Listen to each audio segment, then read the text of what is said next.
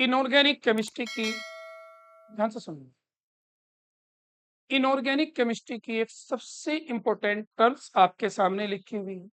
Terms है bond energy और bond enthalpy. इसका तीसरा नाम भी होता है बॉन्ड डिसोसिएशन एनर्जी। है क्या? अब जरा ध्यान से सुनो। वेरी इंपॉर्टेंट टर्म्स है। इनऑर्गेनिक केमिस्ट्री मेनली इस पर डिपेंड करते हैं, तो हमें बहुत अच्छी तरीके से इसकी डिटेल स्टडी पता होनी चाहिए। अब सबसे पहले बॉन्ड एनर्जी कहते हैं किसको? इसे हम कुछ ऐसे स्टेट करते हैं। मान लीजिए हमारे पास 1 मोल बॉन्ड है कोई एक particular type, like H2। Hydrogen molecule है, गैसेस फॉर्म में है, और हमारे पास 1 मोल बॉन्ड है। जानते हो 1 मोल बॉन्ड का मतलब? सबसे पहले तो 1 मोल में जितने मॉलिक्यूल हैं उतने मॉलिक्यूल एक्सपेक्ट कीजिए। 1 मोल में कितने मॉलिक्यूल हैं? 6.022 इंटू 10⁻23। इतने तो मॉलिक्यूल्स है, और एक मॉलिक्यूल में एक बॉन्ड है, तो इसका मतलब टोटल बॉन्ड कितने होंगे?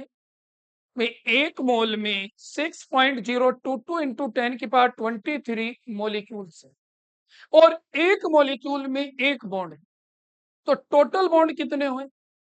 1 मोल। 1 मोल होगी नहीं, तो हम यही डिफाइन में इसके यूज करते हैं। 1 मोल बॉन्ड को ब्रेक करने के लिए जो एनर्जी रिक्वायर होती है,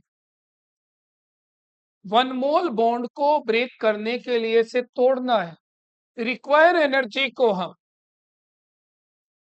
बॉन्ड एनर्जी कहते हैं। तो बॉन्ड एनर्जी क्या है?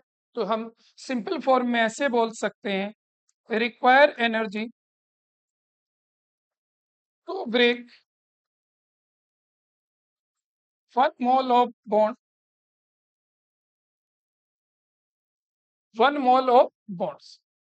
तो 1 मोल बॉन्ड को ब्रेक करने के लिए जो एनर्जी चाहिए, उस एनर्जी को हम क्या कहते हैं? बॉन्ड एनर्जी, या बॉन्ड एंथैल्पी, या बॉन्ड डिसोसिएशन एनर्जी। इसके रिवर्स भी आप यूज कर सकते हो। रिवर्स कैसे? अगर हमें 1 मोल बॉन्ड बनाना है गैसियस एटम्स, इस प्रोसेस में रिलीज एनर्जी को बॉन्ड एनर्जी कहते हैं। ये बात याद रखना है आप सभी को हमेशा। जब बॉन्ड टूटता है तो एनर्जी रिक्वायर होती है, और जब बॉन्ड बनता है तो एनर्जी रिलीज होती है। तो बॉन्ड बनाने के लिए जो एनर्जी, ये ध्यान रख, बॉन्ड बनाने के लिए जो एनर्जी रिलीज होती है उसे हमने क्या कहा? Bond energy. और बॉन्ड तोड़ने के लिए जो एनर्जी रिक्वायर होती है उसे हम क्या कहते हैं? बॉन्ड डिसोसिएशन एनर्जी, या बॉन्ड एनर्जी, या बॉन्ड एंथैल्पी। अब आती है इसकी यूनिट। क्योंकि ये बॉन्ड एनर्जी है, इसको हम सिंबल देते हैं डेल्टा एच। देखो डेल्टा एच तो एंथैल्पी बिफोर बॉन्ड, और इसकी, ये तो हो गया इसका सिंबल, और इसकी यूनिट क्या होती है? इसकी यूनिट किलो जूल पर मोल होती है।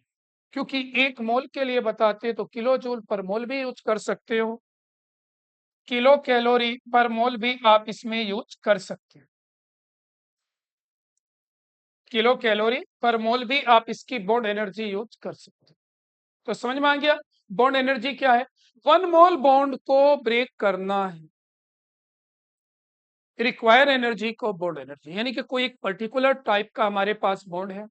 कितने बॉन्ड है? 1 मोल बॉन्ड है। 1 मोल बॉन्ड कहाँ होंगे? 1 मोल मोलिक्यूल में, लाइक H2। और उसको ब्रेक करके हमें किस में बदलना है? आइसोलेटेड गैसेस एटम में। इस प्रोसेस में रिक्वायर एनर्जी को हमने बॉन्ड एनर्जी कहा। अब प्रॉब्लम आती है, बॉन्ड एनर्जी को कौन कौन से फैक्टर्स अफेक्ट करते हैं? अब ये हमें समझे, तो हमें इसका मेन टर्म्स है फैक्टर्स अफेक्टिंग बॉन्ड एनर्जी, ये हमें पढ़ना। तो कौन कौन से फैक्टर्स हैं जो बॉन्ड एनर्जी को अफेक्ट करते हैं? अगर हम फैक्टर्स की स्टडी करें, कौन कौन से फैक्टर्स हैं जो बॉन्ड एनर्जी को अफेक्ट करेंगे? सभी बच्चे ध्यान दें। तो फैक्टर्स में सबसे पहला फैक्टर आता है साइज ऑफ एटम। बहुत ध्यान से समझना भाई, बहुत मेन है।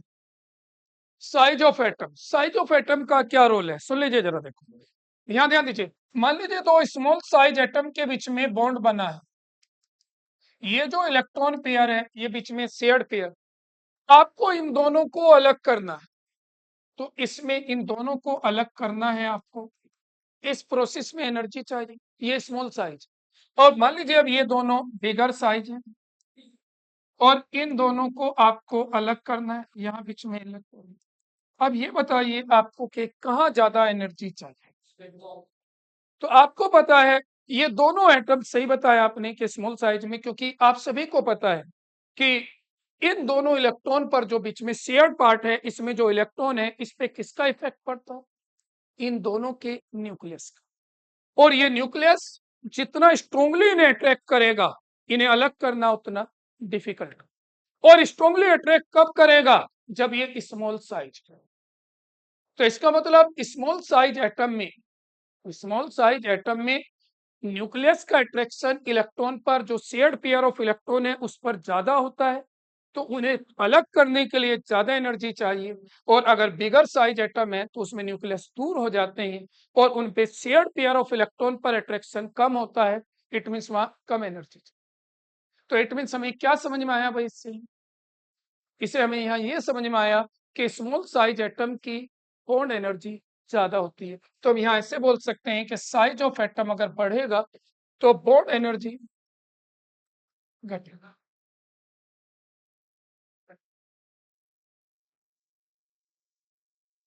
वो तब था, अब पहले बॉन्ड बन चुका, वो बनने से पहले था जब दो एटम इनफाइनाइट डिस्टेंस पर है, ना अट्रैक्शन है ना रिपल्सन। फिर अट्रैक्शन, और जैसे ही वे पास आते हैं अट्रैक्शन रिपल्सन दोनों काम करते हैं, लेकिन अट्रैक्शन पावरफुल था तो वे पास आते चले गए, बॉन्ड बन चुका, तो मैक्सिमम अट्रैक्शन आ चुकी। अब यहां से आगे सोचें, अब इन्हें अलग करना है, तो अट्रैक्शन है, जब भी तो आप इन्हें अलग कर, तो यहां से आगे की स्टेप वो बनने की बात।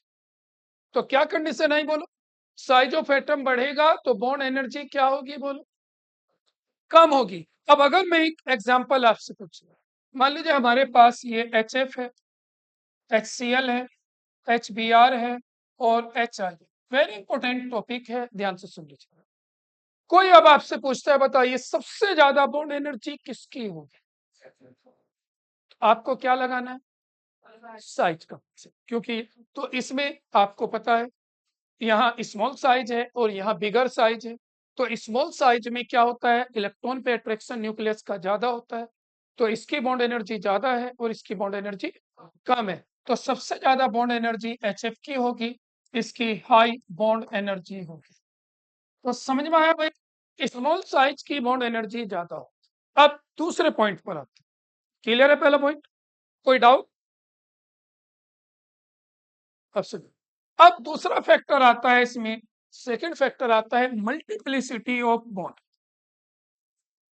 Multiplicity of bond, multiplicity of bond क्या है, सुन लीजिए। मल्टीप्लिसिटी ऑफ बॉन्ड कहते हैं नंबर ऑफ बॉन्ड्स। आप खुद सोचिए भाई, आप सभी को पता है, अगर मान लीजिए, हाँ भाई, किसी एटम के बीच में सिंगल बॉन्ड है, डबल है और ट्रिपल है, इन तीनों बॉन्ड को आप तोड़ना चाहते हो, यहाँ एक को तोड़ना है, ये ध्यान रखना जरा, यहाँ आपको एक बॉन्ड को तोड़ना है, यहाँ दो बॉन्ड को तोड़ना है और यहाँ तीन को तोड़ना है।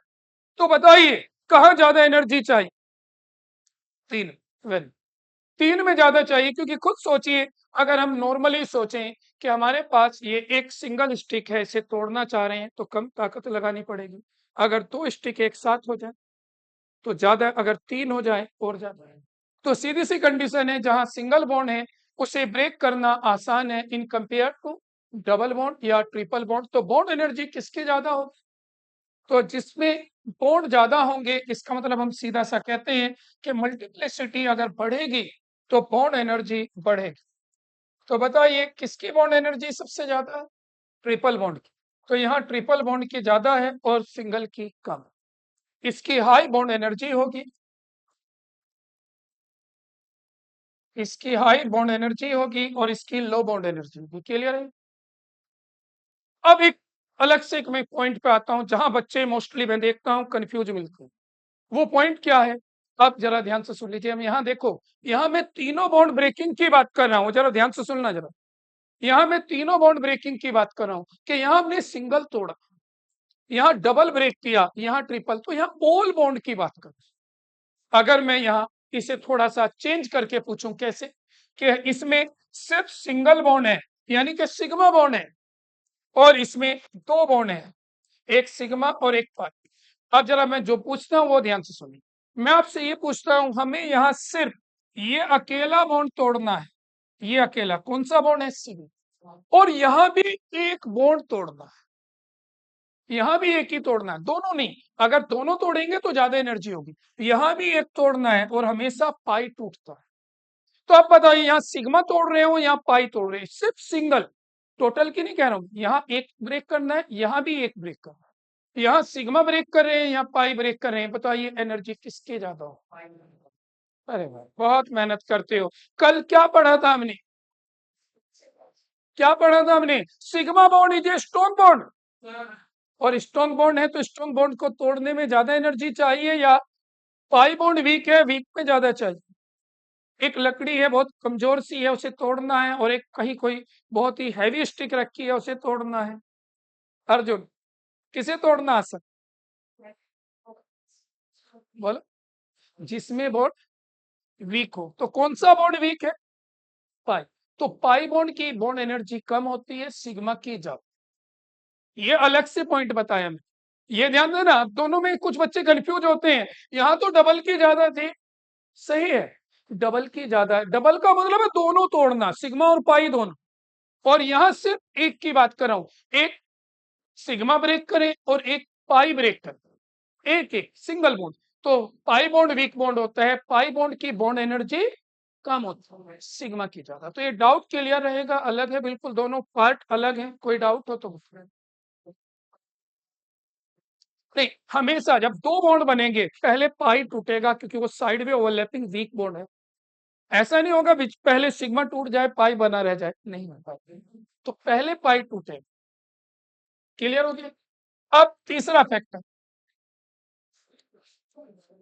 तो देखो मैंने अब ये बिल्कुल क्लियर कर दिया। कोई अगर हमसे पूछे एक कंपाउंड में पाई बॉन्ड है और एक कंपाउंड में सिग्मा बॉन्ड है, बताइए किसकी बॉन्ड एनर्जी, अगर सिग्मा और पाई को तोड़ते हैं तो सिग्मा की जाता है। एक कहे हमसे एक में सिंगल बॉन्ड है, एक में डबल बॉन्ड है, एक का एक बॉन्ड तोड़ रहे हैं, एक के दो तोड़ रहे हैं, कहा एनर्जी ज्यादा चाहिए, दो की। ये ध्यान से पढ़ना। अब तीसरा और सबसे मेन फैक्टर, जितने भी एक्सेप्शनल केस हैं बॉन्ड एनर्जी के, वो इस फैक्टर पे डिपेंड करते हैं। वो क्या है, नंबर ऑफ लोन पेयर्स। सुन लीजिए भाई, नंबर ऑफ लोन पेयर्स, या देख लो जरा, number of lone pairs on atom, number of lone pairs of electron, ऐसे भी बोल सकते हैं, number of lone pair of electrons on atom. अब सबसे पहले तो क्लियर कीजिए भाई जरा, ये कॉन्सेप्ट कहां वैलिड है, it is applicable only in case of second period elements, only second period element. अगर आप कहीं और लगाओगे तो ये वैलिड नहीं होगा। अब मैं क्यों नहीं होगा, पूरी डिटेल इसकी मैं आपको डिस्कस करूंगा। It is applicable only for second period elements, ये ध्यान रखना, उन पे ये वैलिड है, बाकी पर ये वैलिड नहीं होता, ये ध्यान रखना। अब क्या है जरा सुन लीजिए पहले, हाँ भाई मैं इसको अब एक्सप्लेन कर रहा हूं, सुनो। मान लीजिए सेकंड पीरियड एलिमेंट्स है, आप सभी को पता है, देखिए किसी भी ग्रुप में टॉप टू बॉटम मूव करते हैं साइज बढ़ता है, लेफ्ट टू राइट चलते हैं साइज घटता है, सुनते रहो जरा, डाउन द ग्रुप मूव करते हैं साइज बढ़ता है, लेफ्ट टू राइट मूव करते हैं साइज घटता है। तो सेकंड पीरियड वाले टॉप पर होते हैं और लेफ्ट टू राइट साइज घटता है, तो सेकंड पीरियड वाले एलिमेंट्स का साइज स्मॉल होता है। अब मान लीजिए कहीं सेकंड पीरियड एलिमेंट्स आपस में बॉन्ड बनाते हैं, वो सेम भी हो सकते हैं डिफरेंट भी, लेकिन सेकंड के हैं। जैसे ध्यान दीजिए, कार्बन ने कार्बन से बॉन्ड बनाया, सुन लीजिए, नाइट्रोजन ने नाइट्रोजन से सिंगल बॉन्ड बनाया, ऑक्सीजन ने ऑक्सीजन से बनाया, और फ्लोरीन ने फ्लोरीन से बॉन्ड बनाया। अब जरा समझना इसे, तो ये सारे सेकंड के हैं। ये डिफरेंट ऐसे भी आ सकते हैं कि ऑक्सीजन फ्लोरीन से बना दे, इससे कोई फर्क नहीं पड़ता। याद रखना, ये भी बॉन्ड बनना है, ये भी बॉन्ड है, ये भी बॉन्ड है। मीन है सेकंड वाले जब आपस में बॉन्ड बनाते हैं, तो आप सभी को ध्यान रखना है, क्योंकि second period elements small in size है, तो इनके बीच की डिस्टेंस कम होती है, यानी कि बॉन्ड लेंथ क्या होती है इनकी, लेस बॉन्ड लेंथ होती है, ये ध्यान रख लेना। बॉन्ड लेंथ इनकी बहुत कम होती है। अब बॉन्ड लेंथ इनकी बहुत कम है, एक मिनट,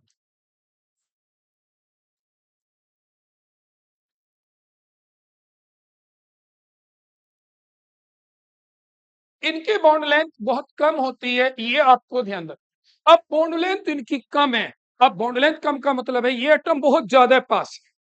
अब जब ये एटम बहुत ज्यादा पास होते हैं, तो अब इनके ऊपर अगर लोन पेयर आ जाए, लोन पेयर है वे वैलेंस इलेक्ट्रॉन जो बॉन्ड नहीं बनाते, तो आप सभी को पता है कार्बन 4 बॉन्ड बनाता है और वो चारों अलग अलग बना देता है, तो इस पे लोन पेयर नहीं होती। नाइट्रोजन 3 बॉन्ड बनाता है, जबकि नाइट्रोजन के वैलेंस इलेक्ट्रॉन 5 हैं, तो इस पर एक एक लोन पेयर होती है। ऑक्सीजन दो दो बॉन्ड बनाता है, क्योंकि ऑक्सीजन डाईवैलेंट है और इस पर दो दो लोन पेयर होती है।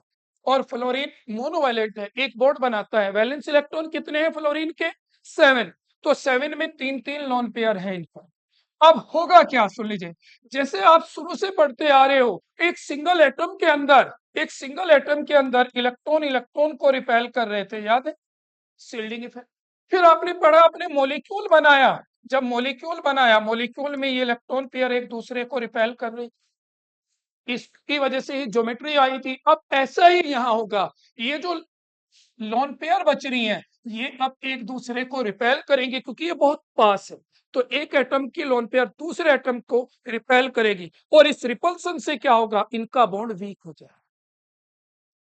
बोलो भाई, जब ये लोन पेयर इस लोन पेयर को रिपेल करेगी, रिपल्सन से दूर जाएंगे या नहीं, बोलो, और जब जाएंगे तो ये बॉन्ड क्या हो जाएगा, वीक। अब सबसे ज्यादा रिपल्सन आपको कहाँ दिख रहा है, बोलो, एफ में दिख रहा है, क्योंकि यहाँ 3 लोन पेयर हैं, तो ये 3 लोन पेयर एक दूसरे को ज्यादा रिपेल करेंगी, तो ये सबसे वीक बॉन्ड हो जाएगा। तो जितनी ज्यादा लोन पेयर आएंगी उतना वीक होगा। सबसे वीक बॉन्ड एफ का बॉन्ड है, उससे स्ट्रॉन्ग ओ का, उससे स्ट्रॉन्ग एन का, और सबसे स्ट्रॉन्ग कार्बन का। जानते हो, आप सभी पढ़ के आए हो ऑर्गेनिक केमिस्ट्री, आपने पढ़ा है 10th में था कि ऑर्गेनिक केमिस्ट्री क्या है, organic compound, compounds of carbon. Organic compound इतने ज्यादा क्यों हैं, क्योंकि कार्बन की कैटिनेशन सबसे ज्यादा है। क्यों है कार्बन की कैटिनेशन, क्योंकि कार्बन एक तो टेट्रावैलेंट है, और उसपे जो बॉन्ड बनाता है वो सबसे छोटा एटम है, और सबसे स्ट्रॉन्ग बॉन्ड बनाता है, और लोन पेयर इस पे होती नहीं।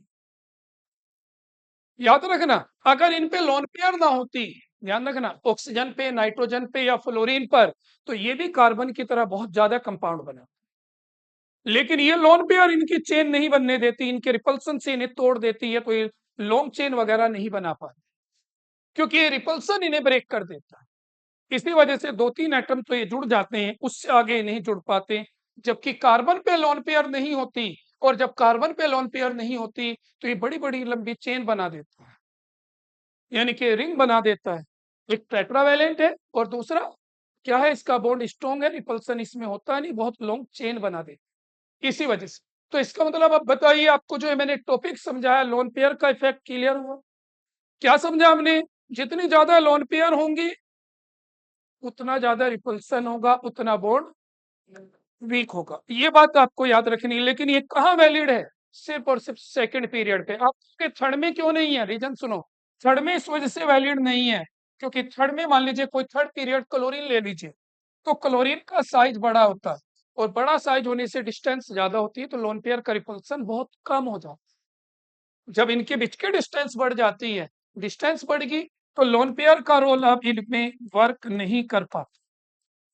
तो लोन पेयर का इफेक्ट कहाँ वर्क करता है, बोलो, सेकंड पीरियड।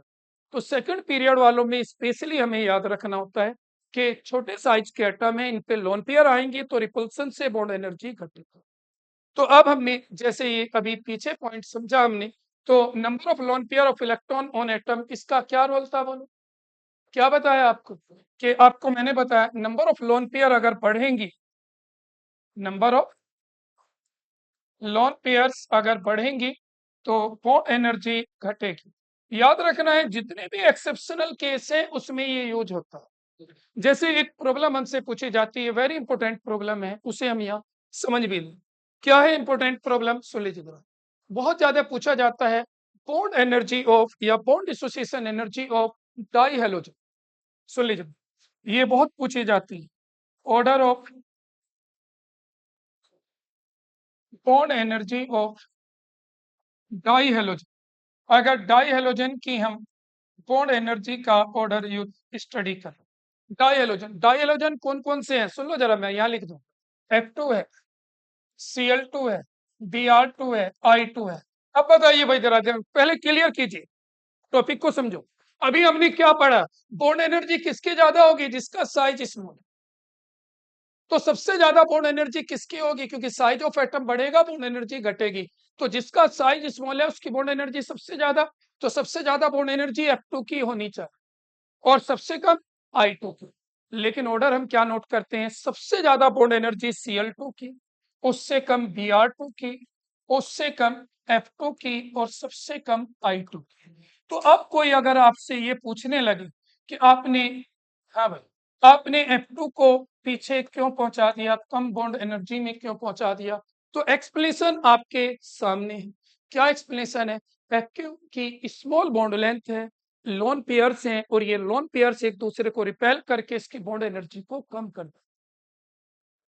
बोलो, फ्लोरीन की कम क्यों होगी क्लोरीन से? क्योंकि अभी आपको बताया, क्योंकि फ्लोरीन में स्मॉल साइज और इंटरइलेक्ट्रॉनिक रिपल्सन बिटवीन लोन पेयर सबसे ज्यादा। इस वजह से F2 की बॉन्ड एनर्जी क्या हो जाती है? क्लोरीन और ब्रोमीन से कम हो जाती है। Very important problem for all stream, ये ध्यान रखना। ये बोर्ड में भी पूछा जाता है, आपको याद रखना है। ये नीट मेंस वगैरह यानी कि कॉम्पिटिटिव एग्जाम में भी काफी पूछा जाता है, एक इंपॉर्टेंट पार्ट। ये आपको ध्यान रखना है। तो ये मेन तीन फैक्टर हैं। एक फैक्टर और आता है इलेक्ट्रोनिगेटिविटी डिफरेंस, फोर्थ, उसे और समझ लीजिए बस। जितना ज्यादा इलेक्ट्रोनिगेटिविटी डिफरेंस होगा, एक ये समझ में आ गया ना बोल। इसके बाद आता है नेक्स्ट कंडीशन, फोर्थ फैक्टर है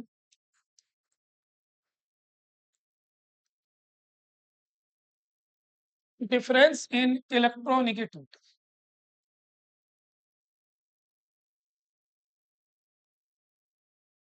अगर हम इलेक्ट्रोनिगेटिविटी डिफरेंस की बात करें, delta E N, electronegativity difference का क्या रोल है समझ लीजिए बस। अगर हम इलेक्ट्रोनिगेटिविटी डिफरेंस की बात करें तो इलेक्ट्रोनिगेटिविटी डिफरेंस से क्या होता है? बॉन्ड पोलर होता है।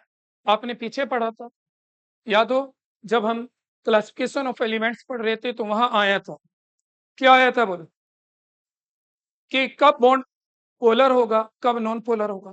अगर इलेक्ट्रोनिगेटिविटी डिफरेंस 2.1 है तो 50% आयनिक 50% कोवेलेंट है। अगर 2.1 से ज्यादा है तो वो आयनिक है और 2.1 से कम है तो वो कोवेलेंट है। तो इसका मतलब वो आयनिक की तरफ जाएगा जितना इलेक्ट्रोनिगेटिविटी डिफरेंस बढ़ेगा, और जितना वो आयनिक की तरफ जाएगा उतना ज्यादा उसमें अट्रैक्शन बढ़ेगा, और अट्रैक्शन बढ़ेगा तो बॉन्ड एनर्जी बढ़ेगी। यानी कि सीधा सा आपको ये ध्यान रखना है कि जितना ज्यादा इलेक्ट्रोनिगेटिविटी डिफरेंस बढ़ेगा, इलेक्ट्रोनिगेटिविटी डिफरेंस बढ़ता है तो पोलैरिटी बढ़ती है, इट मींस बॉन्ड एनर्जी बढ़ती है। ये ध्यान रखना, इलेक्ट्रोनिगेटिविटी डिफरेंस बढ़ने से पोलैरिटी ऑफ बॉन्ड बढ़ेगी और एंड बॉन्ड एनर्जी भी बढ़ेगी। ये कंडीशन, जैसे हमसे एक एग्जांपल पूछा जाता है, जरा देखना। देखिए यहाँ कार्बन कार्बन में ट्रिपल बॉन्ड है, यहाँ कार्बन और नाइट्रोजन में ट्रिपल बॉन्ड है। बताइए किसकी बॉन्ड एनर्जी ज्यादा है? यहाँ भी ट्रिपल बॉन्ड है, यहाँ भी ट्रिपल बॉन्ड, बस ये नॉन पोलर है क्योंकि दोनों की इलेक्ट्रोनिगेटिविटी सेम है, दोनों कार्बन है। यहाँ नाइट्रोजन की इलेक्ट्रोनिगेटिविटी कार्बन से ज्यादा है तो यहाँ इलेक्ट्रोनिगेटिविटी डिफरेंस ज्यादा है, तो यहाँ बॉन्ड एनर्जी ज्यादा होगी, ये आपको ध्यान रखना है। इसकी हाई बॉन्ड एनर्जी होगी क्योंकि यहाँ पोलैरिटी ज्यादा है। बोलो, ये दोनों सेम एटम से बना है, जब सेम एटम से बना है तो कैसा है ये बॉन्ड? Non polar. और ये कैसा है? पोलर। तो जितना ज्यादा पोलर होगा उतनी ज्यादा उसका बॉन्ड एनर्जी होगी, ये हमें ध्यान रखना। ये था factors affecting bond energy, very important topic है इनऑर्गेनिक केमिस्ट्री के लिए। सभी बच्चों को ये बहुत अच्छी तरीके से आना चाहिए।